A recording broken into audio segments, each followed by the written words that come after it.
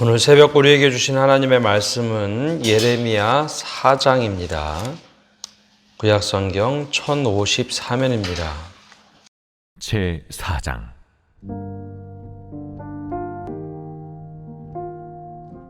여호와께서 이르시되 이스라엘아, 네가 돌아오려거든 내게로 돌아오라.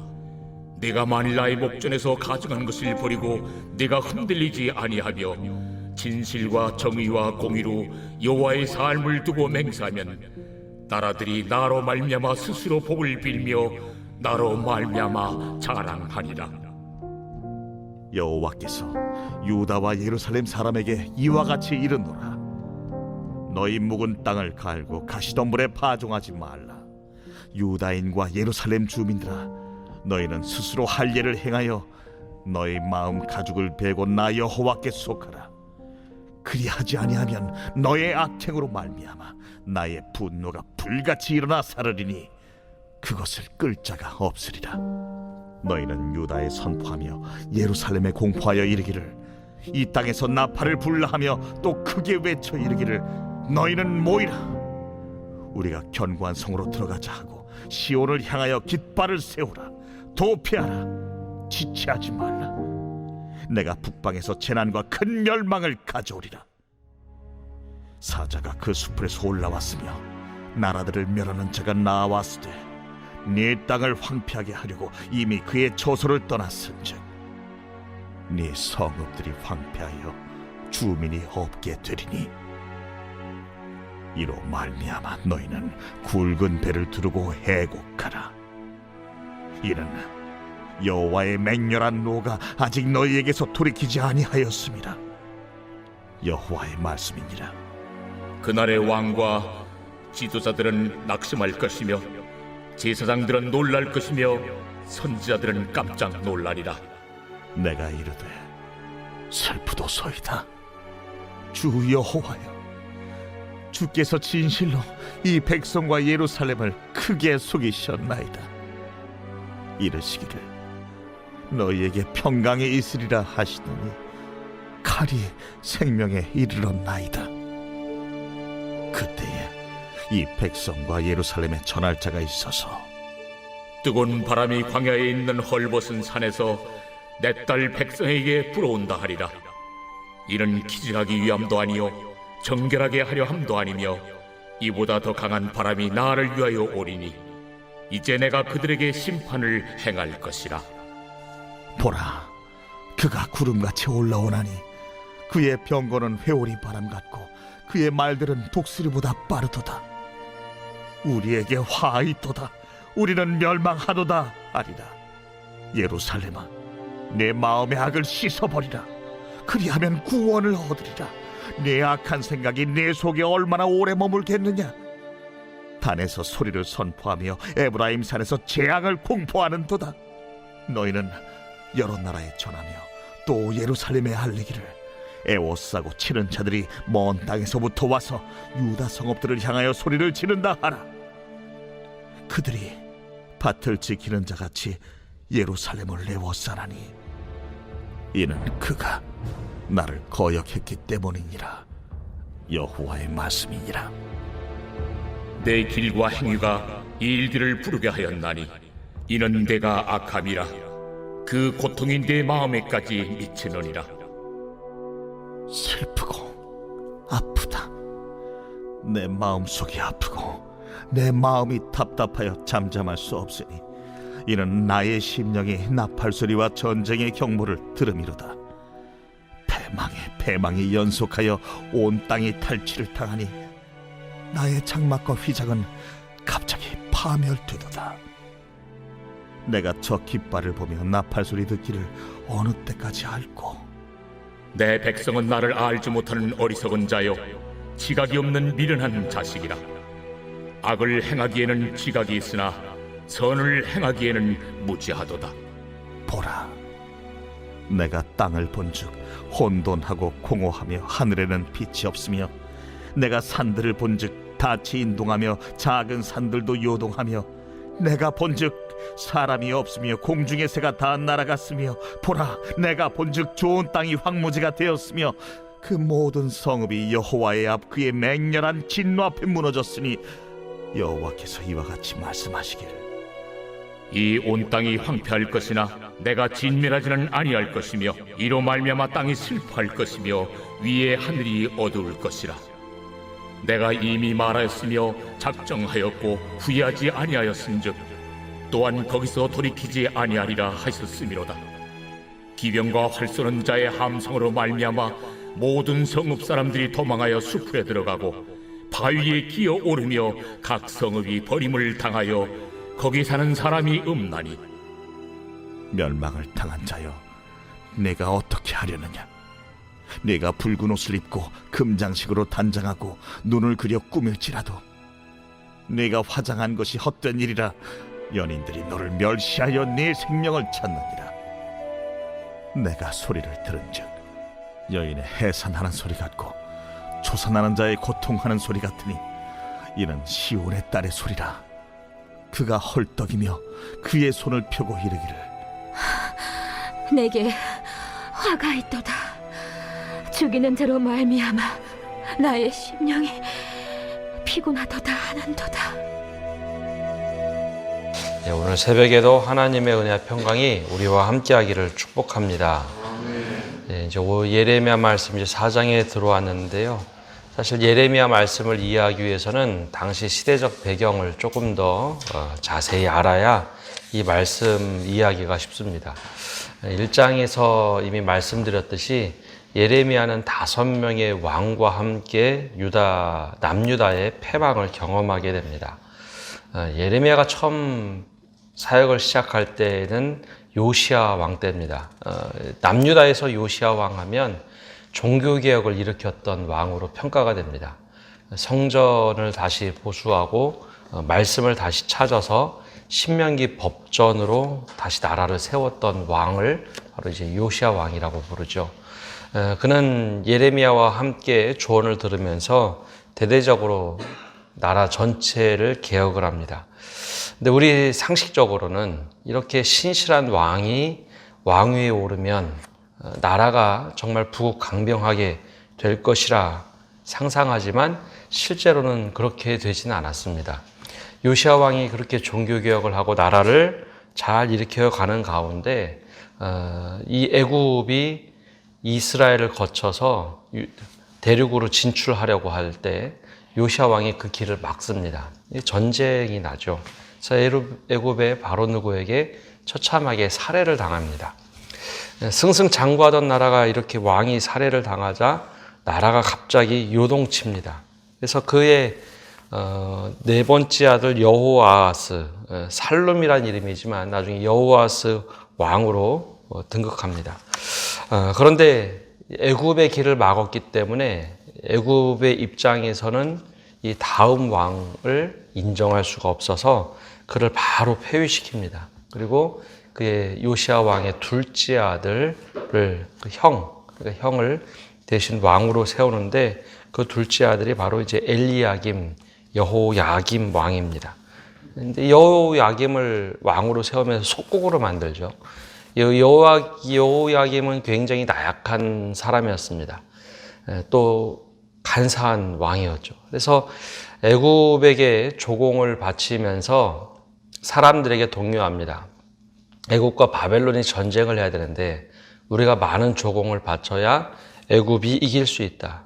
꼭두각시 노릇을 넘어서 완전히 친애굽 성향의 왕으로 꼭두각시 노릇을 하죠. 근데 문제는 친애굽을 넘어서 애굽의 신상들을 가져와서 마치 하나님 대신 이 신상들이 우리를 다스릴 것처럼 사람들을 독려합니다. 하나님을 믿는 그 신앙이 점점 멀어지죠. 그러던 가운데 바벨론과 애굽이 전쟁을 벌입니다. 성경에 나오는 가장 큰 전쟁 중에 하나인데요. 갈그미스 전쟁이라는 아주 큰 전쟁이 일어납니다. 근데 애굽이 영원히 이길 줄 알았는데 신흥 바벨론 제국의 갈그미스 전쟁에서 바벨론이 완전히 이겨버립니다.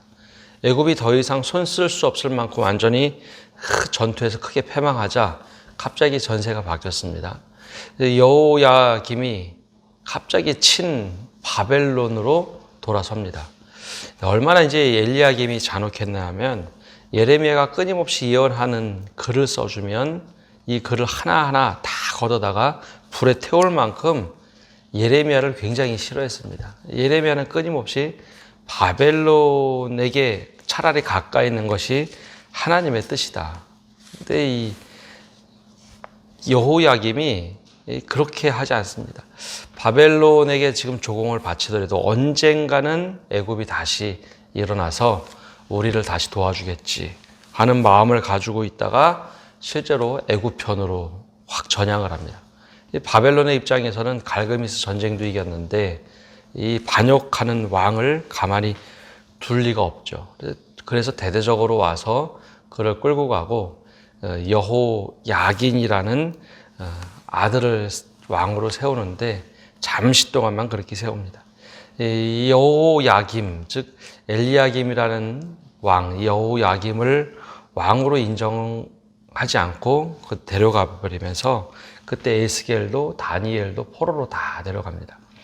여호야긴을 잠시 왕으로 세웠지만 여호야긴은 잠시만 왕을 했고요. 마지막에 그는 얼마 되지 않아서 사람들 이야기 속에 그냥 파묻혀버리고 마지막 시드기야 왕을 다시 왕으로 세웁니다. 근데 이 시드기야 왕도 언젠가는 바벨론이 흔들리고 애굽이 일어나겠지 하면서 바벨론의 조공을 바치다가 결국은 또 친애굽 정책을 쓰면서 이 바벨론에 밑보이면서 바벨론이 대대적인 군인을 데리고 와서 그때 마지막으로 시드기야 왕 때 완전히 유다가 패망합니다. 이 시드기야 왕은 우리가 열왕기 하에서 보듯이 그 두 눈을 뽑아가지고 아주 비참한 모습으로 끌고 가버리죠. 대신 여호야긴 잠시 있었던 왕은 바벨론 왕 밑에서 너희는 우리의 속국이니 너 그냥 왕의 식탁에 와서 참여해라 하면서 그냥 아량을 베푸는 것처럼 합니다. 그래서 이런 여정 속에 예레미야가 활동을 합니다. 예레미야는 하나님의 뜻을 듣고 하나님께서 원하시는 것은 어느 나라를 지금 따라가느냐, 눈에 보이는 그 왕 나라를 따라가서 친애굽을 할 거냐, 친바벨론을 할 거냐가 중요한 것이 아니라 너희 마음에 도대체 하나님이 어디 있느냐, 사실 그것을 묻고 있는 겁니다. 실질적으로는 나중에 차라리 바벨론에게 있는 것이 더 낫겠다라는 예언도 합니다. 그럼 바벨론 편을 들어라가 아니라 하나님께서 원하시는 삶이 도대체 무엇이냐, 믿음을 지키는 삶인데 바벨론의 포로로 끌려가서 거기서 믿음을 지키는 것이 오히려 더 낫겠다라는 예언을 합니다. 하나님께서 너희 거기 끌려가냐? 그럼 내가 거기 함께 하겠다라는 말씀도 해주시죠. 이 전체적인 맥락에서 볼 때 예레미야가 참 난감했을 겁니다. 왕들이 정말 싫어하는 예언을 많이 했고 귀족들과는 반대되는 예언. 그럼에도 불구하고 믿음을 어떻게 지켜 하나님과 함께 동행할 거냐. 그 예언을 하는 것이 바로 예레미야 전체에서 나오는 말씀입니다. 그럼 오늘 말씀에서는 어떤 이야기가 있는가? 오늘 말씀에는 좀 앞부분에 회개에 대한 말씀을 함께 나누려고 합니다. 1절과 2절에 보면 이렇게 시작을 합니다. 여호와께서 이르시되 이스라엘아 내가 돌아오려거든 내게로 돌아오라. 내가 만일 나의 목전에서 가증한 것을 버리고 내가 흔들리지 아니하며 진실과 정의와 공의로 여호와의 삶을 두고 맹세하면 나라들이 나로 말미암아 스스로 복을 빌며 나로 말미암아 자랑하리라. 가장 먼저 회개는 하나님의 용서를 전제로 합니다. 근데 하나님께서 우리를 용서하신다고 할 때 무조건 우리 용서하신다라고 많이 배웠는데 사실은 회개를 전제하는 용서입니다.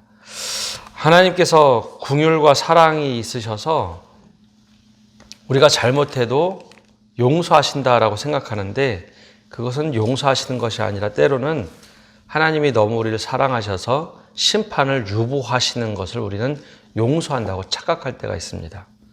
또 하나님이 정말 화가 나셨을 때 회개할 기회를 주시는 것이지 우리가 잘못한 것을 그대로 용서하시는 분은 아닙니다. 오늘 말씀에도 나오는 것처럼 여호와께서 이르시되 이스라엘아 내가 돌아오려거든 내게로 돌아오라. 끊임없이 하나님께서는 돌아오라 기회를 주시고 촉구하시는 분입니다. 근데 이스라엘 백성들도 그렇고 우리가 오해하는 것이 있습니다. 하나님이 그냥 용서해 주실 거야. 시간 지나면 용서해 주실 거야. 그런데 하나님께서는 이스라엘 백성에게 한 번도 그렇게 하신 적이 없습니다.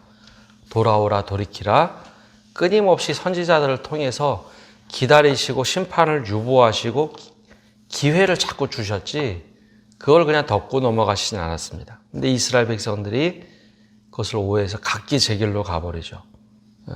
그리고서 하나님이 왜 우리 구원해 주시지 않느냐라고 말씀하시는데 오늘 말씀에도 나중에 보면 하나님께서 심판하시는 것을 후회하지 않으신다고 합니다. 왜냐하면 끝까지 돌이키지 않았기 때문이죠. 두 번째는 회개라는 것은 말의 회개가 아니라 행동을 수반할 때 회개입니다. 죄를 뉘우치는 것이 회개가 아니라 또 죄를 깨달은 것이 회개가 아닙니다. 그것은 말 그대로 죄에 대해서 내가 인지하고 잘못했다라고 깨닫는 것이죠. 회개는 그 삶에서 돌이켜서 반대로 하나님께 나아가는 겁니다. 오늘 1절 말씀을 보면 이렇게 말씀하시죠. 내게로 돌아오라, 내게로 돌아오라. 내가 만일 나의 목전에서 가증한 것을 버리고 내가 흔들리지 아니하며 진실과 정의와 공의로 여호와의 삶을 두고 맹세하면.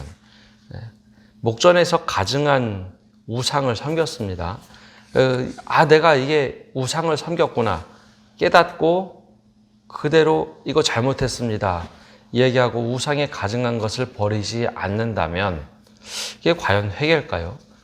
내가 깨닫는 것과 거기에서 돌이켜서 그것을 버리는 것과는 다른 겁니다. 돌아온 탕자 비유에도 그렇죠. 외국에 허랑방탕하게 살면서 돈도 다 떨어지고 쥐업 열매를 먹던 탕자가 내가 이게 잘못했구나. 아버지께로 돌아만 간다면 아버지께서 나를 걷어주시겠지. 내가 정말 잘못했구나. 뉘우치고 거기에 그 자리에 머물러 산다면 과연 그게 회개라고 할 수 있을까요? 회개는 그 삶에서 돌이켜서 다시 아버지께로 돌아오는 것. 그걸 보고 회개라고 합니다. 근데 우리가 근데 잘못한 것을 깨닫고 뉘우치는 것만 회개라고 생각을 합니다. 예를 들어서 우상을 섬기던 일에서 잘못했구나. 내가 이렇게 살면 안 되지. 근데 그것을 여전히 두고 옆에 두고 산다면 언젠간 다시 내가 그것으로 영향을 받겠다라는 생각을 하는 겁니다. 그래서 하나님께서는 다시 돌아오라, 돌이키라, 내게로 돌아오라. 그러면서 내 삶을 두고 맹세하면 하나님께서 내가 너를 복을 빌어줄 것이다 라고 말씀합니다. 바로 회개라는 것은 삶의 돌이킴 행동이 있어야 됩니다. 세 번째는 회개는 구체적인 외적인 모습만 바뀌는 것이 아니라 내면이 바뀌는 것, 즉 회심이 더 중요하다라는 겁니다. 3절 말씀에 상징적으로 말씀하시는데요. 3절에 이렇게 말씀하십니다. 여호와께서 유다와 예루살렘 사람에게 이와 같이 이르노라. 너희 묵은 땅을 갈고 가시덤불에 파종하지 말라. 이것은 회심을 말하는데요.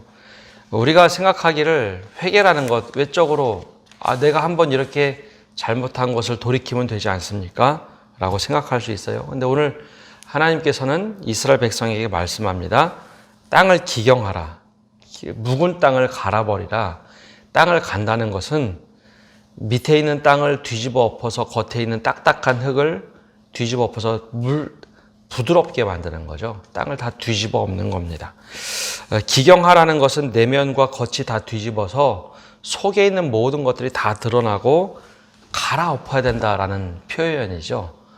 이걸 회심이라고 말하는 겁니다. 내가 주님 잘못했습니다. 한번 잘못한 것을 회개한다고 해서 일회성으로 한번 보여주는 것. 그게 회개가 아닙니다. 내 내면에 있는 모든 것을 갈아엎어서 하나님 제가 이렇게 돌이키겠습니다. 마음속 깊이 있는 것까지 다 돌이키겠습니다. 그러면서 한 가지 더 말씀하신 것이 가시덤불에 파종하지 말라라는 겁니다. 가시덤불에 파종하면 예수님이 비유로 들으신 것처럼 씨앗이 떨어져서 뿌리를 내리지 못하죠. 영양분을 흡수하지 못합니다. 다 땅을 갈아엎고 나서 가시덤불에 파종하는 사람들이 있다는 것은 다시 옛날로 돌아간다는 겁니다. 즉 마음이 새롭게 바뀌지 않고 일회성으로만 마치 딱딱한 땅에 물 뿌리고 부드러워졌으니 땅이 이제 촉촉해졌으니 괜찮겠지. 그런 일회성으로 보이는 회개가 아니라 정말 내 마음속에는 회심이 일어나고 내 마음밭이 다 뒤집어져서 하나님께로 돌이켜야 된다라는 겁니다. 눈속임하지 말라는 것이죠. 그리고 나서 4절에 이렇게 말씀하십니다. 유다인과 예루살렘 주민들아, 너희는 스스로 할례를 행하여 너희 마음 가죽을 베고 나 여호와께 속하라. 그리하지 아니하면 너희 악행으로 말미암아 나의 분노가 불같이 일어나 사르르니 그것을 끌 자가 없으리라. 눈속임만 하는 그런 거 말고 할례를 행해도 마음속에 스스로 할례를 행해서 돌아오라라는 겁니다. 그래서 5절에서 31절까지는 이스라엘 백성들이 그냥 겉으로만 행했던 그 회개에 대한 경고에 대한 말씀을 계속해서 실제적인 예를 들어서 말씀해 주는 겁니다. 이스라엘 백성들이 그런 모습으로 실제로 얘기합니다. 우리가 하나님 믿고 잘했는데 왜 하나님 우리 속이셨습니까? 하나님 왜 우리에게 이렇게 하십니까? 하면서 끊임없이 하나님께 원망을 합니다. 근데 하나님께서 이렇게 예레미야를 통해서 말씀합니다. 10절에 보면 내가 이르되 슬퍼도소이다. 주 여호와여, 주께서 진실로 이 백성과 예루살렘을 크게 속이셨나이다. 이르시기를 너희에게 평강이 있으리라 하시더니 칼이 생명에 이르렀나이다. 이게 하나님이 속이셨다는 것이 구원을 안 해주시겠다 그런 표현을 한 것이 아니라 하나님께서 정말 심판하시는 그 모습이 너무나 아프다라는 겁니다. 그러자 이스라엘 백성들이 하나님께 원망합니다. 왜 우리에게 이런 벌을 내리십니까? 근데 하나님의 일관된 모습은 그건 너희가 자초한 일이다 라고 말씀합니다. 그래서 하나님께서 계속해서 메시지를 던지는데요. 14절엔 이렇게 말씀하십니다. 예루살렘아, 내 마음의 악을 씻어버리라. 그리하면 구원을 얻으리라. 내 악한 생각이 내 속에 얼마나 오래 머물겠느냐. 또 18절에도 이렇게 말씀하십니다. 내 길과 행위가 이 일들을 부르게 하였나니 이는 내가 악함이라. 그 고통이 내 마음에까지 미치느니라. 22절에도 내 백성은 나를 알지 못하는 어리석은 자요 지각이 없는 미련한 자식이라. 악을 행하기에는 지각이 있으나 선을 행하기에는 무지하도다. 28절에도 이로 말미암아 땅이 슬퍼할 것이며 위의 하늘이 어두울 것이라. 내가 이미 말하였으며 작정하였고 후회하지 아니하였은즉 또한 거기서 돌이키지 아니하리라 하였음이로다. 하나님께서 계속 심판하시는 것을 유보하고 기회를 주셨으나 그들이 끝까지 악한 생각으로 치닫자 하나님이 결국은 작정하시고 결단하셨다. 이것이 하나님께서 이스라엘 백성을 향해서 썼던 아픈 마음입니다. 오늘 우리가 회개라는 것을 어떻게 하고 있는지 우리 스스로 돌아보며 회개는 말로 하는 것이 아니라 행동으로 하는 것이고 하나님께서 우리에게 기회를 주시고 회개하도록 기회를 주시고 용납하고 유보하시는 것이지 죄 지은 채로 그냥 용서하시는 것은 없다는 겁니다. 그리고 그 회개 가운데 중요한 것은 마음의 회심입니다. 우리가 이것을 깨달으며 오늘 하루도 주님 앞에 살아가면서 주님, 우리의 모습에 이런 모습은 없습니까? 회개와 회심이 일어나며 하나님께로 돌이키는 삶을 살게 달라고 기도하시는 성도 여러분 되시기를 바랍니다. 기도하겠습니다. 하나님, 오늘도 저희가 새벽에 주님 앞에 나와 기도하며 나갑니다. 주님께서 우리에게 수많은 기회를 주시고 용서하실 수 있는 마음을 크게 여시고 기다리실 때 우리는 그 마음을 얼마나 헤아리고 주님께로 달려가고 있는지 우리 삶을 돌아보게 하여 주옵소서. 때로는 우리가 회개한다고 하면서도 죄만 깨닫고 뉘우치는 자리에 머물러 있지는 않은지요. 이스라엘 백성들처럼 주님께로 돌아가야 하는데 우리가 있는 자리에 그냥 서서 주님 잘못했습니다. 그 고백만 하고 내 길을 가고 있는 것은 아닌지 우리 스스로를 돌아보게 하시고 늘 주님 장중에 거하게 하시며 우리가 하나님 보시기에 회심한 마음으로 주님 뜻에 합당한 삶을 살아갈 수 있도록 은혜를 내려 주옵소서. 오늘 한 날도 모든 것 주님께 맡겨드리며 예수님의 이름으로 기도합니다. 아멘.